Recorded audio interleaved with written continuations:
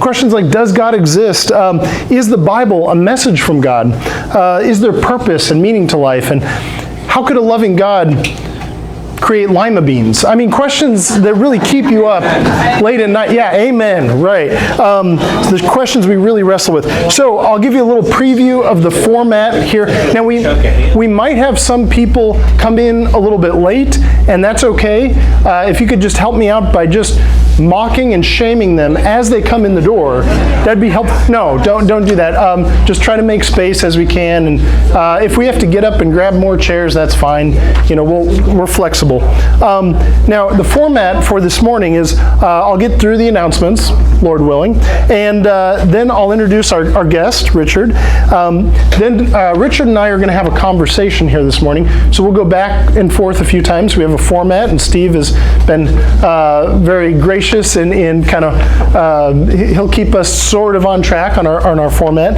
And then we'll open it up for Q&A, where you can ask a question of Richard, or you can ask a question of me, or both of us, and we'll make stuff up. Well, hopefully. But I do want to ask, I know that because the main place we could advertise this is here at the church, I assume most people in the room are followers of Christ. So because of that, I just want to say, I encourage you to be respectful in your questions of Richard. Richard's a good friend of mine. He's been coming to the class for a while, and he's always friendly and respectful. So please show him the same courtesy and be very respectful in asking questions. Doesn't mean we can't disagree, and you'll see some of that on display here today, but we're going to be respectful in how we disagree. You guys have been always good about that. I throw that out there just in case. And then we should wrap up about the time people start walking out on us. So that'll be our sign. Now it's time for the ever popular, never soggy sign-in sheets. We've got sign-in sheets at each of the tables. Actually, we're probably missing one at the back table, but yeah, you can always pass around. You can always write on the back or whatever. Where it says name, please go ahead and put down your name, or at least one of the many aliases that Richard has on file for you. That joke will make more sense when you hear his background. Now, where it says email, if you could go ahead and put your email address down if you'd like to receive our once-a-month newsletter. Now, you can only get the newsletter if you are an official member of Big Faith Questions. Now, our membership ranks are strictly limited to those who show up on occasion. So, good news is you've already qualified. So, you've qualified. So, if you'd like to receive that, it's basically just the email announces the topic coming up, other events that are happening in the Valley that have to do with these big questions. And then also it has a link to the Examine Life webpage where we have videos and articles and that kind of thing. So if you'd like to receive that, go ahead and put your email address down legibly. Please write your email address legibly. Many of you don't realize this, but unfortunately, every time you write your email address illegibly, a puppy dies. It's very sad. Yeah, a puppy dies. So please save the puppies and write legibly. Now, as usual, we have maybe a few donuts and bagels left. We have coffee. We've got drinks back there, so feel free to grab some of those. And then also, always important to mention the restrooms. There are restrooms at the Burger King on the corner. No. It's you just go out these doors and it's just to your left down the hall there. So restrooms if you need that. Now, one other important announcement. Our next meeting, and for those of you who were lucky enough to get a handout, you can see it on there. Our next meeting is not until September. We usually take a break during the summer. So our next meeting is in September, but you can look forward to that. We have some great topics coming up in the fall. Okay, now I get to introduce Richard, our guest. Now, our guest today is Richard Suttles. Now, the most interesting thing about Richard is that his job includes terrorism and radicalization. Well, anti those things. He's against those things. Right. So anti-terrorism and studying radicalization. Yes. And he served in the Marines, which is really, I thought it was important to mention that, especially, with the Memorial Day coming up. In fact, show of hands, how many veterans do we have in the room here today? Wow, thank you. Thank you for your service. Thank you. Especially with Memorial Day coming up here. He runs the Atheist Facebook page and YouTube page.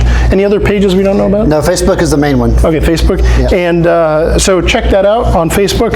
And the other thing I wanted to make sure I mentioned is we obviously disagree on a lot of things, and you'll get to see that today. But I appreciate that Richard is always friendly, he's always respectful, and he cares about the truth.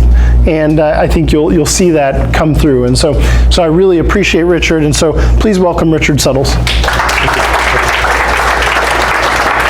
All right, so with that, we'll go ahead and take a seat. Okay. And so the topic that we're going to discuss is one of Richard's biggest concerns with Christianity. And so I guess the way I'll start off is just by asking you, what is that concern that you have with Christianity? Sure.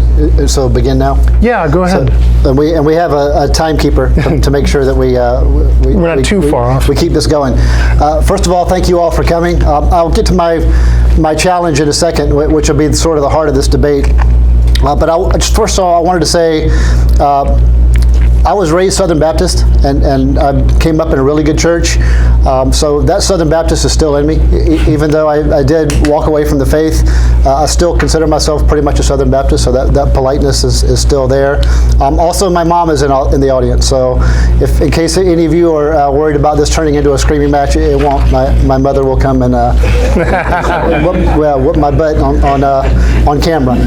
So this is going to be one of those debates where we just have a friendly, tactful discussion, and like we should.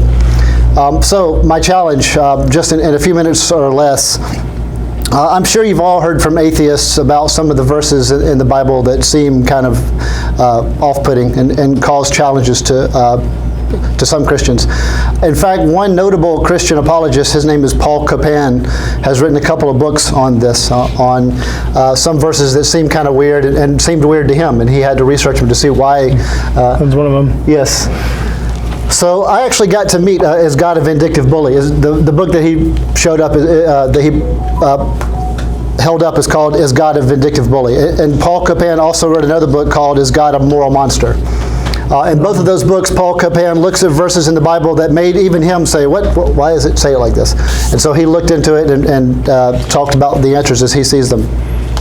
I got to see Paul Copan give a lecture at Houston Christian University a couple of months ago. And in that lecture, he just talked about morality. And he just talked about how there would have to be this realm of morality that exists separate from humans that we could tap into and be aware of, and we would come up to this sensation of morality just by thinking about it and thinking about things that just make us feel really bad or really inspired. And he said, okay, this kind of morality should exist. And in this lecture, he didn't talk about the Bible or Christianity. He just talked about this essence of a morality that would exist outside of us. And you think of really good things you could do that inspires you, or really bad things you could do that disgust you. And he says that's how you can determine. He didn't bring up any religion. He just said just thinking about everyday actions and whether you should or ought to do certain things, or should not or ought not. And that was his lecture, basically, and basically saying, because we realize that each human life has value, and because we think this is important, we should know now that there's this separate realm of morality. After that lecture, I went up to him and talked to him, and he and I had actually met before, so we were able to just kind of talk for a little while. And I said, what if...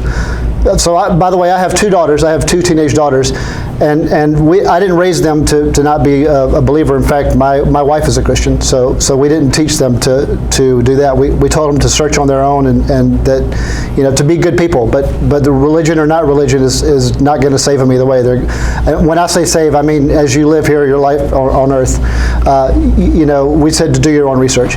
But I told Paul Copan, what if I had told my daughters nothing about religion at all and nothing about atheism, and what if they hadn't encountered that, but they came in here and heard your lecture about morality existing separate from us? I said, what if they heard that and then decided to try Christianity, and then for the first time in their lives got a Bible, and then they opened it up to, and I picked one particular verse for us to talk about, which is Deuteronomy 13. And I'm not going to read it. You guys can read it, and I'm sure you've heard it in these kind of debates before. But pretty much the entirety of Deuteronomy 13, I said, what if they read that, and again, never hearing from an atheist that, like, this is awful, why is this in your book? Never having heard that, but just based off of the lecture that he gave, that all humans have value and we should realize that. What if they read that whole passage? Wouldn't they at least be confused? And wouldn't they wonder why? And Paul Copan says, I don't really have an answer to that. That's a good point. He does say, I still think that theism makes more sense than atheism, but the way you just gave that problem to me leaves me without an answer. So, if anybody knows Paul Copan, you can ask him if that's what he said. But I think that's a challenge that you guys would have to deal with. Is a verse like that at least should make you wonder why it would say that, if this moral argument that there's a realm of morality that exists, then that passage should at least cause you guys some concern. Okay. That's it. Okay. Would it be all right, just for clarity, if I read some of that? Sure. Oh, okay. Actually, we're good time. Well, so we're out of time. So I'll just briefly read just a couple things, and then I'll ask you questions, because the next portion is supposed to just be me asking you questions. But just for clarity, some of the, just pulling out of it's not in the context. It's better if you get the context. But here are some of the more disturbing things. So it says, basically, if a prophet or dreamer of dreams arises among you and gives you a sign or wonder, and basically, skipping a little bit, let's go after other gods, you shall not listen, but that prophet or dreamer of dreams shall be put to death, because he's counseled rebellion against the Lord. If your brother or mother's son or daughter or wife or blah, blah, blah, sorry to blah, blah, blah, but to save time, let us go after other gods, you shall surely kill him, put him to death. And then it goes on to mention that if they've seduced the inhabitants of their city, saying, let's go serve other gods, investigate and search, inquire, and then strike the inhabitants of that city, destroying all that is in it and its cattle with the edge of the sword. So that's just, a very brief skipping around on Deuteronomy 13. So let me ask some clarifying questions just to try to understand your perspective. Mm-hmm. So it sounds like you're not saying necessarily that you believe that these events necessarily happened historically. Right. In fact, I don't think they have it. Okay. So the idea is not saying, like, obviously you don't believe that God exists. Otherwise, you wouldn't be the faithiest atheist. Right. So you're not saying God actually commanded these things, but you're saying the Bible says God commanded these things. Yet, also, you Christians are saying that there's this source of the moral law. Yes. And that's supposed to be God. Is that kind of... That's exactly... So it's kind of... Are you saying there's kind of a conflict between those two? I would think that if I believe that would make me think something's not right. Something's got to give here. Okay. So it's kind of an internal contradiction. Right. Okay. And that, was one of the things as a young teenager, when I started to have these problems, that was one of the things that caused me to start walking away. Okay.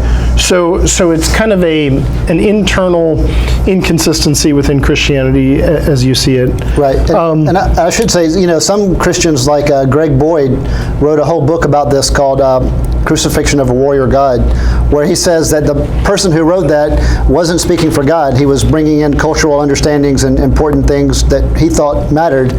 But he did not, or it was not told by God to write him. He just wrote it that way. And so it represented his thoughts, not God's thoughts, that particular passage. Okay. So you basically, one possible way to go would be you'd have to deny that Deuteronomy 13 is actually from God. Right. Despite what the text says. Right. Which is, most Christians would not hold that view. Right. Gotcha. Okay. But some Christians do. Some Christians have said, I'm not going to endorse that. I still believe in God. I'm not walking away, but I'm just not going to endorse this passage.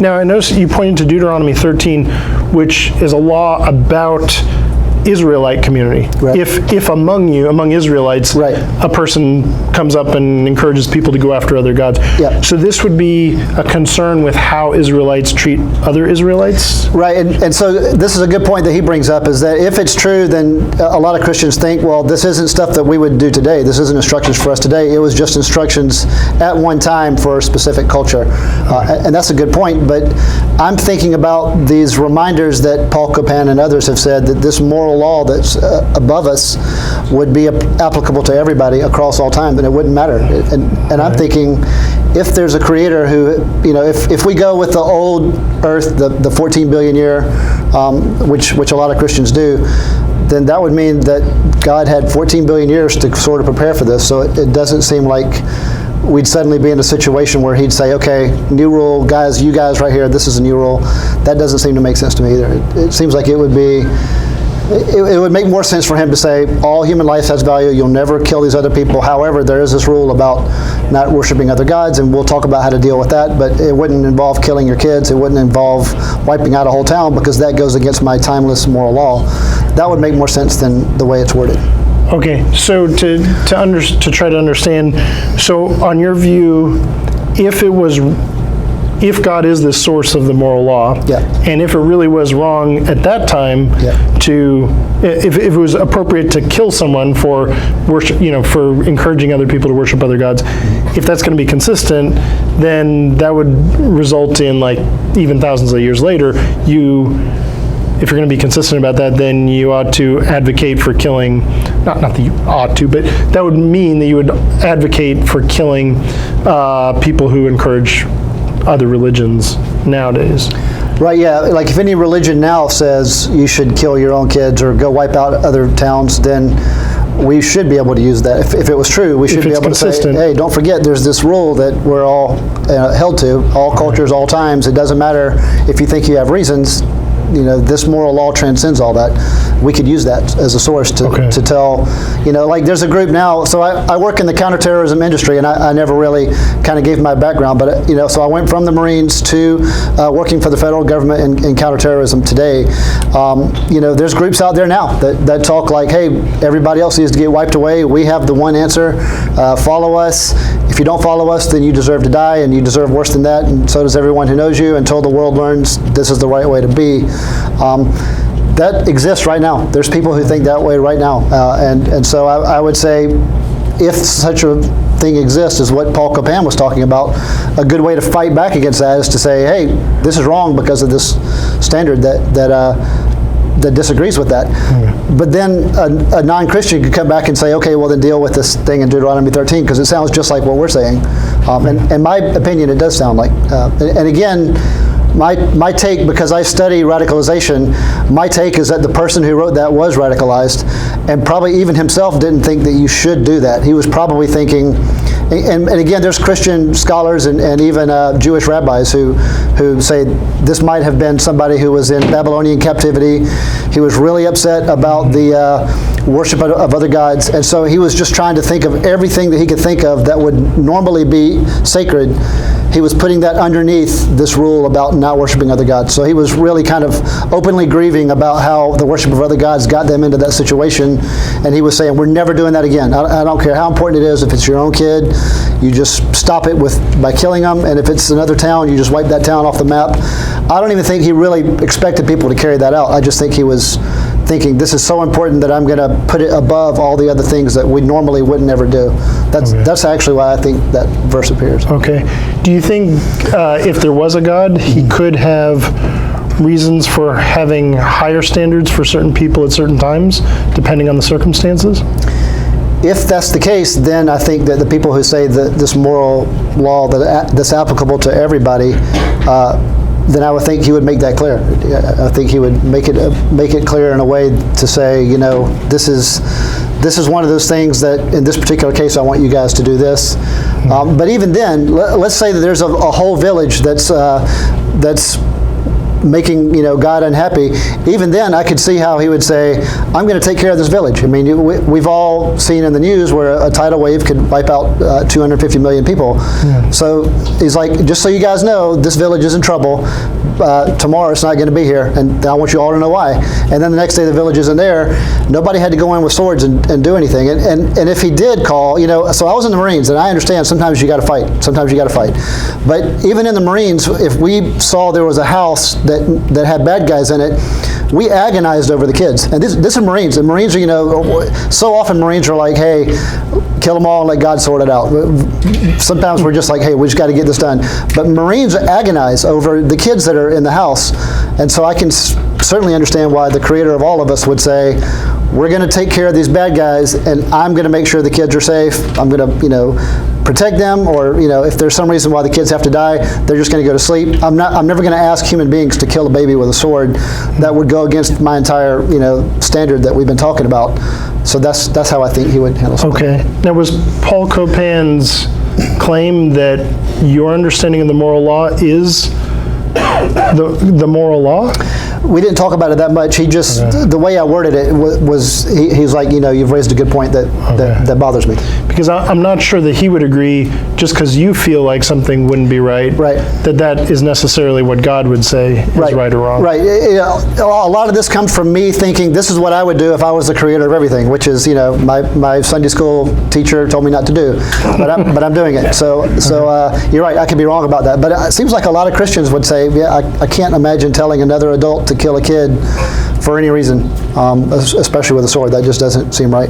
So is that why you raise this issue of Israelites being commanded to kill, rather than raising something like the flood, where far more children would have died in something like a global flood? Or I just think that the perfect creator could work it out. If there's right now there's 8 billion of us in the world, if there were certain people that needed to they're just beyond redemption, I expect he could work it out. And that's our time. Okay. But yeah, I think that he'd be able to work that out in such a way that he wouldn't ask us to go and kill kids with swords. All right. Let's see. I guess at this point, I'm going to give some thoughts just in response, and then get your feedback back. So thank you for sharing your concerns. I think you've raised a lot of important things that we as Christians need to wrestle with. I think there's one point of agreement or there are probably many points of agreement, but one that I really wanted to make sure I brought out, and that is I don't like these passages either. I think we should be able to all agree on that. I don't like these passages. I think they're difficult. To me, it's kind of like if I were to do a DNA test, one of those, send it in and find out, I do a family tree and I find out that I have an ancestor in my family tree that killed a man. Right. I don't like that. I wouldn't like finding that out. That's difficult for me. That doesn't mean it wasn't justified. Maybe it was in self-defense, or maybe it was in wartime or something. Right. Nevertheless, it's easier for me if I do my family tree and find out that no one ever killed any, none of my ancestors ever killed a person. Right. But if I find that out, it's difficult, and it's so I can agree that these are difficult passages, and I don't like them.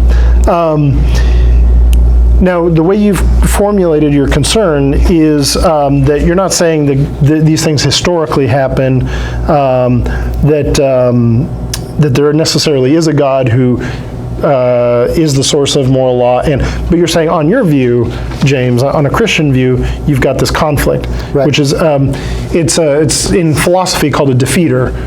This is described as a defeater. So it'd be kind of like if I said, if I say to one of you, you told me that out in your car you have this painting of a triangle with 4 sides. Now, that's a conflict. I have no justification for believing that, because it's supposed to be a triangle, it's supposed to be 4 sides. There's no way that could be true. So you're going to have to give up one or the other. It can't be a triangle, or it can't be 4 sides, or it doesn't exist at all. But there's there's a conflict here. So that's a defeater.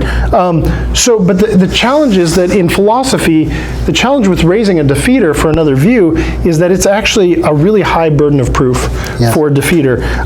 Because all I, as someone defending my perspective, all I have to do is show some possible way to reconcile the two. Right. As long as I can show some way to reconcile a loving God with a God who actually takes lives or orders the taking of life, then it diffuses the defeater. So keep that in mind, that all we have to show is some possible way to reconcile these things, and then the conflict dissolves. Now, one thing I think we need to keep in mind, and one thing that I think about a lot, is if the author of life takes a life, has he really done anything wrong? I think that's a difficult question, but it's an important question to wrestle with, especially if he has the power to restore that life. We wouldn't have life if it wasn't for God, on a Christian view. So keep in mind, because this is a defeater, I'm going to be raising the Christian view, because the whole idea is within the Christian view, there's allegedly this conflict. So in order to defend it, I need to show from the Christian perspective we can make sense of this. So from the Christian perspective, we wouldn't have life if it wasn't for God. And so it's kind of like if I were to create an AI, a self-conscious AI. Now, I think there are philosophical problems with that. I don't think we can ever create self-conscious AI, but let's suppose that you did that, artificial intelligence, self-conscious artificial intelligence. And let's say it wasn't fulfilling its purpose. It started doing something self-destructive or destructive to the environment or something like that. I'd be justified in unplugging my creation, the AI that I had created. We see this in movies all the time, right? In Terminator, or in that case it's killing humans, but even something that starts to destroy the environment or self-destructive, you can say, well, this isn't why I created it. You can unplug it and kill off that AI. So I think the author of life has that prerogative. But also I think there's another problem, and that is that we're assuming, I think we often have a tendency to assume, that the biggest tragedy in life is death. The biggest tragedy in this world is death. But on a Christian view, the ultimate tragedy is not death. The ultimate tragedy is eternal separation from God.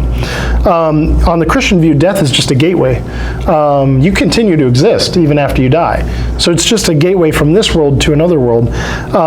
What makes it a punishment, though, if God's going to, God, in the Bible, uses a death sentence as a punishment. Well, what makes it a punishment? Well, the fact that you no longer have any more opportunity to turn to Him. That's the end of your opportunity to turn to Him. But we're not owed by God 70 years of chances to turn to Him.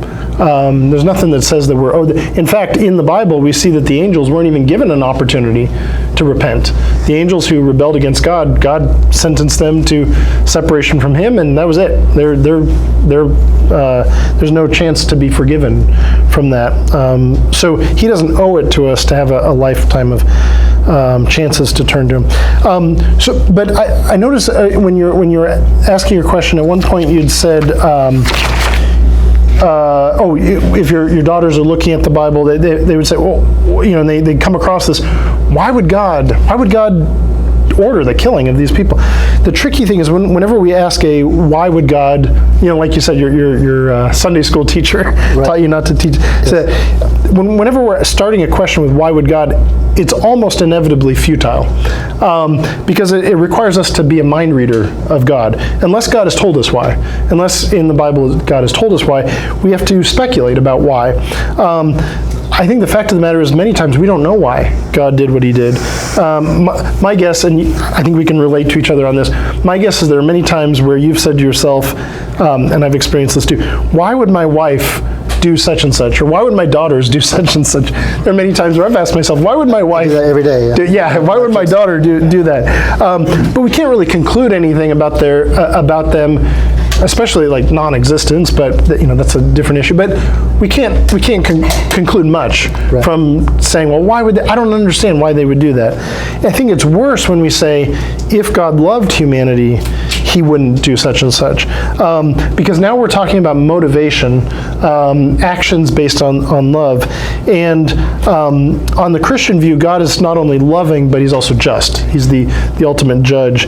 And we're not privy to all of God's motives. And I think sometimes punishment, even the death sentence, can be motivated by love. That may sound like self-contradictory, but I think it can be motivated by love. For example, if you love children, you want to punish child abusers, right? If you love Jewish people, you want the Nazis to be punished, right? And so I think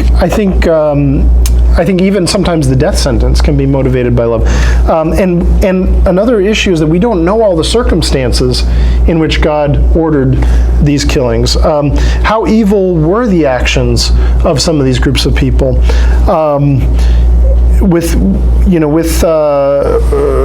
encouraging people, enticing people to worship other gods, what would result from that? Would it result in worshiping demons and inviting demons in? Other passages in the Old Testament seem to indicate that. Now, regarding the killing of children, I can definitely see the deep concern about that. Right. But it's a little different, I think, for God, for a couple of reasons. One is, let's just suppose, related to this issue of not knowing all the circumstances, let's suppose we have a child here, and God actually causes lightning to strike that child and kills them. I don't think God usually acts that way. Lightning, I think, is part of a weather system that he's designed, but just runs. But let's suppose that God actually caused it to happen. So he killed this child. Let's say it's around the turn of the century, around 1900. Well, what if we later find out that child, we might be like, that's horrible. But what if we later find out that child's name is Adolf Hitler? Now, there are many people who've said that. I wish God had just ended that person's life before he ever had a chance to raise to power, maybe even as a child, just end that life so that we never had to have gone through the Holocaust. God knows what would have happened if that person, so we're not privy to that. So I guess what I'm saying is maybe there are times where we are better off having trust-seeking understanding because we don't know. We're not privy to all of that. And I think also we're not, like we were talking about before, our sense of the moral law, we have a pretty good sense of a lot of wrong things, but it's not perfect. And this would require having a moral judgment, making a moral judgment on God. And on the Christian view, God is perfect, but we're all sinners deserving death. Well, we as criminals, we're also guilty. We're not in the best position to judge the judge on whether the sentence was appropriate. If you go around a prison and you ask them, hey, was the judge's judgment of this next guy, was that appropriate? Of course, criminals in prison are going to have a biased view. So I think the guilty are not the people to ask about whether the judgment was correct. One other thing I wanted to bring up real quick is what Paul Copan often brings up in the context of that conversation you're talking about, that presentation, is that we need a foundation for moral obligations. It kind of sounded like you were saying it would be wrong to to go into a village and kill children. Actually, I don't think the text is saying a village, but anyway, go into a place and kill children. I'm not actually sure that the text is actually saying any children died, but anyway, let's suppose that it did. But where does that right and wrong come from? Where does that moral law come from? Why should ancient Israelites be bound to the moral preferences that you have, the thoughts made up in your head? If right and wrong if there's a God, well then right and wrong is ultimately a outworking of his moral law. If there is no God, on an atheist view, then right and wrong is just a matter of human opinion. There's no standard above us. And so we each have our own human opinion. Well, ancient Israelites had their human opinion. And so if they thought it was right for them to go into a village and kill all the children or whatever, well, that was right for them. It's not right for us, but we can't judge what they did because there's no standard above all humans. But if there is a God and there is a moral standard above all humans, then I, as someone in the 21st century, can say, even though that was thousands of years ago, there's still a standard above all of us, and so that was wrong for that person to do that. So I think ultimately it'd be better to adopt a worldview that makes sense of what we already know